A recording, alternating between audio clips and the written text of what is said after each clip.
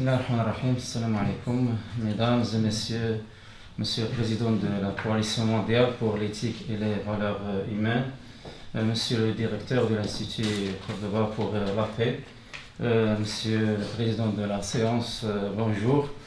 Nous nous sommes réunis aujourd'hui pour discuter de la crise de la morale et des valeurs. Le relativisme moral a conduit au flottement des valeurs humaines et à l'absence de normes morales, ce qui laisse présager des conséquences inquiétantes pour l'avenir de l'humanité. Là où l'homme est en train de perdre le sens et le but de son existence. Il s'agit d'une crise morale qui se généralise sur différents aspects de la vie, politique, économique, sociale, etc. Il est malheureux que les riches s'enrichissent au détriment des pauvres, ce qui entraîne un accroissement de vices tels que l'avidité, le monopole, la corruption, le népotisme, etc. Comment pouvons-nous renforcer l'action commune? Et il ne fait aucun doute que cette question est devenue plus urgente en raison de ce qui se passe actuellement dans la bande de Gaza. Il est certain que les crimes horribles commis aujourd'hui par l'occupation contre les habitants de la bande de Gaza ont atteint des niveaux sans précédent et ont dépassé toutes les interdictions.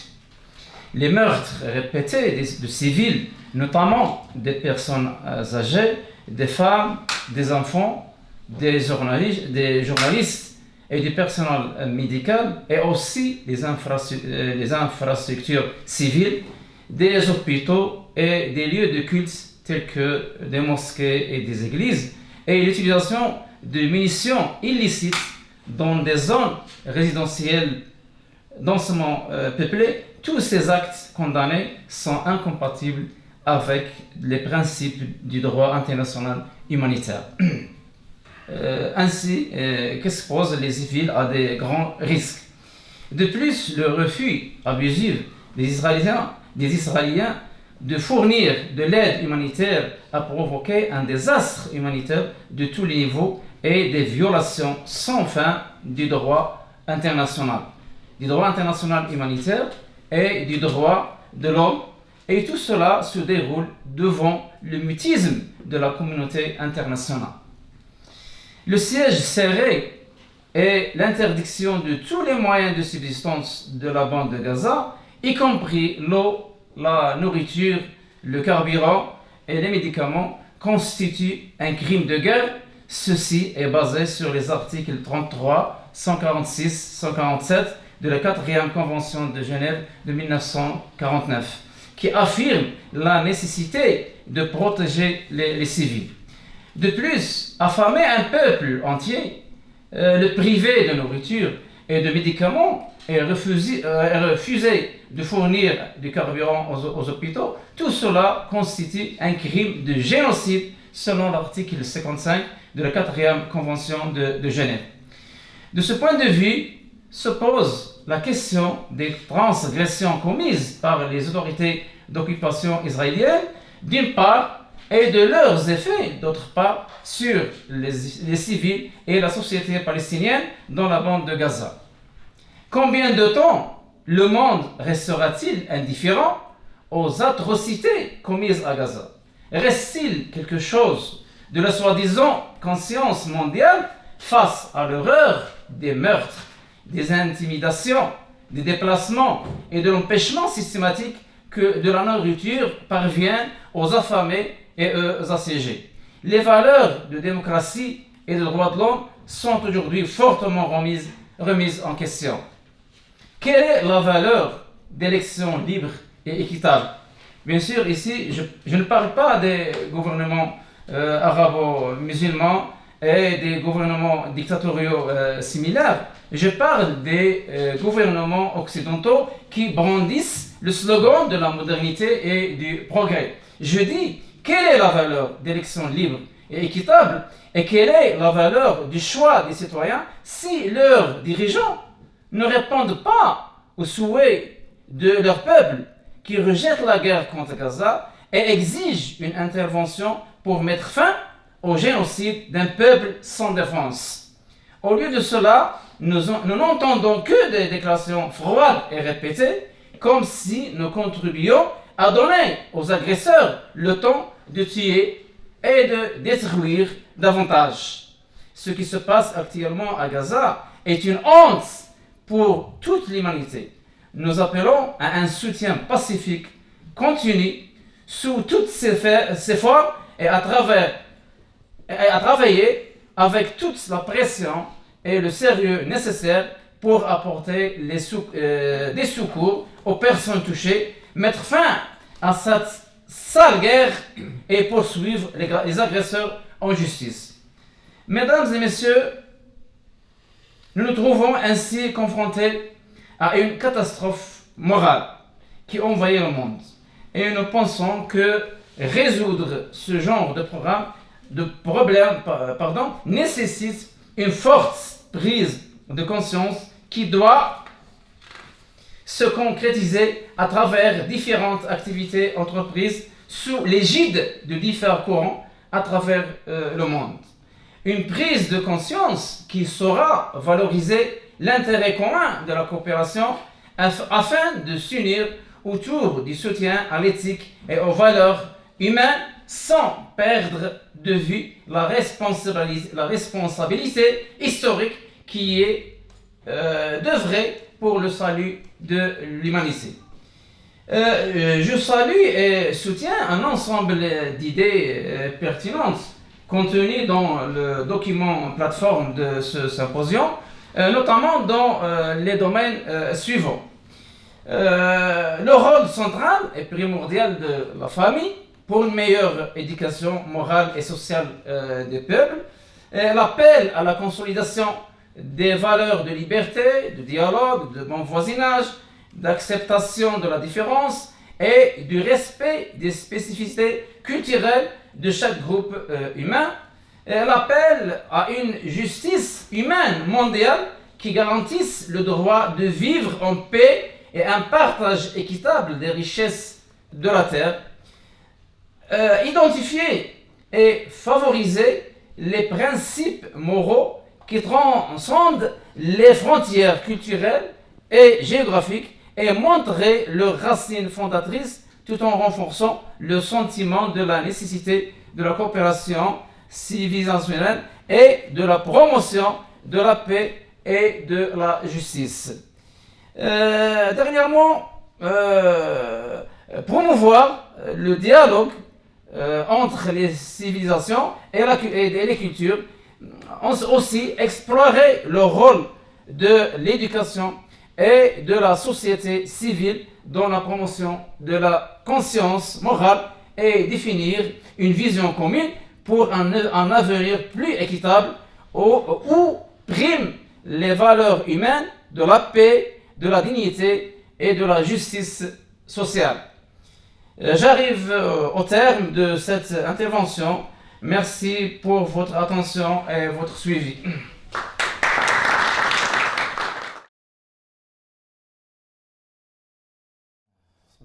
Merci pour cet intervenant. Premièrement, pour la question de M. Rachid Al-Noussi, nous avons publié plus de communiqués de solidarité avec Cheikh Rachid Al-Noussi au moment de son arrestation et au moment de la période où il est en grève de faim. Alhamdulillah, il a arrêté. Avec aussi tous les détenus politiques en Suisse et ailleurs. C'est un devoir pour nous, pour tout le monde. C'est illicite, c'est inhumain, un grand écrivain, un penseur comme Rachid Al-Noussi reste en prison. Donc on espère, Inch'Allah, sa libération et de tous les détenus le plus tôt possible, Inch'Allah. Pour les exemples qu'on peut donner, je donne un exemple, un noble exemple si vous voulez, de la société de Médine que le prophète Mohammed sallallahu alayhi wa sallam a vécu, a inauguré, et un exemple de cohabitation harmonieuse entre individus et entre communautés. Quand le prophète, c'est Mohammed, paix et salut sur lui, a émigré de la Mecque à Médine, il est arrivé dans cette ville aux diversités multiples, cohabitaient juifs, musulmans, athées, riches, pauvres, esclaves, mécois, médinois, noirs, arabes, etc. Le prophète, béni soit-il, a instauré un vivre ensemble et permis une coexistence pacifique entre les différentes composantes d'une société alors très, très complexe. Il a instauré une constitution, bien sûr, historique de respect de l'humanité qui définit les droits et devoirs de chacun, la sécurité intérieure et extérieure de la Médine et de son entourage.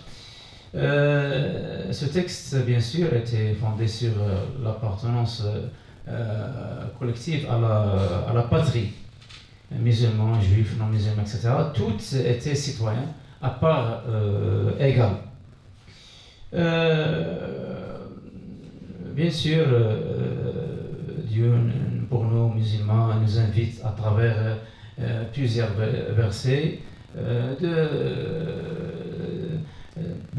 par exemple, de s'en reconnaître, par exemple, le verset, je crois, dans la sourate de Hujurat, ô hommes, nous vous avons créé d'un mâle et d'une femelle, et nous avons fait de vous des nations et des tribus pour que vous vous entreconnaissiez. Le plus noble d'entre vous, auprès de Dieu, c'est le plus pieux. Dieu est certes omniscient et grand connaisseur. Je finis par deux exemples. Je retourne à l'exemple de philosophe et sociologue français connu, Edgar Morin, et d'un éducateur et professeur, Absalem Yassi, pour insister sur l'importance de l'éthique. Et nous sommes, comme disait Edgar Morin, devant une injustice historique terrible. Il parle de la guerre à Gaza. Effectivement, au congrès qui s'est tenu dernièrement à Marrakech, il dit nous sommes devant une injustice historique terrible. Et ce qui se passe à Gaza est assez indigne de l'humanité. C'est effrayant. Et ça me rend, Edgar disait, et ça me rend tellement triste de penser qu'actuellement, on est impuissant. On est impuissant. Le monde, tout le monde, il est impuissant envers cette agression qui n'a aucun sens, comme j'ai déjà mentionné. Pour le professeur et l'éducateur, connu ce marocain, Salam Yassi, dans son livre qui discute les relations mutuelles entre l'islam et la modernité, il a un livre dans ce sens, il discute les relations mutuelles entre l'islam et la modernité, et je cite quelques paroles à partir de ce livre. Il dit: si nous évitons, comme le conseille le Coran, la pomme de discorde, c'est qu'est la controverse théologique, nous pourrions, en nom de bonne volonté, coopérer en vue d'un avenir meilleur pour l'humanité. Si nos cieux ne sont pas de la même couleur, notre terre est la même et sur elle nous attendent des problèmes urgents. La misère matérielle et morale, les dégâts faits à la biosphère, le sort fait aux enfants et aux minorités, les guerres et bien d'autres malheurs de l'humanité. On arrivera, dit-il, peut-être ensemble à instituer dans chaque coin, pour chaque peuple, pour chaque être humain, pour chaque être vivant, la charité universelle, la paix dans le monde, l'amour du prochain, toute vertu que notre loi et votre livre enseignent et recommandent. Le saint prophète, Mohammed, grâce et paix sur lui, n'a-t-il pas reçu les disciples de Jésus, paix et grâce sur Jésus, venus de Najran. Il les a hébergés dans sa mosquée, lieu sanctissime qu'il en est, et s'y est entretenu avec eux. J'arrête là. J'espère que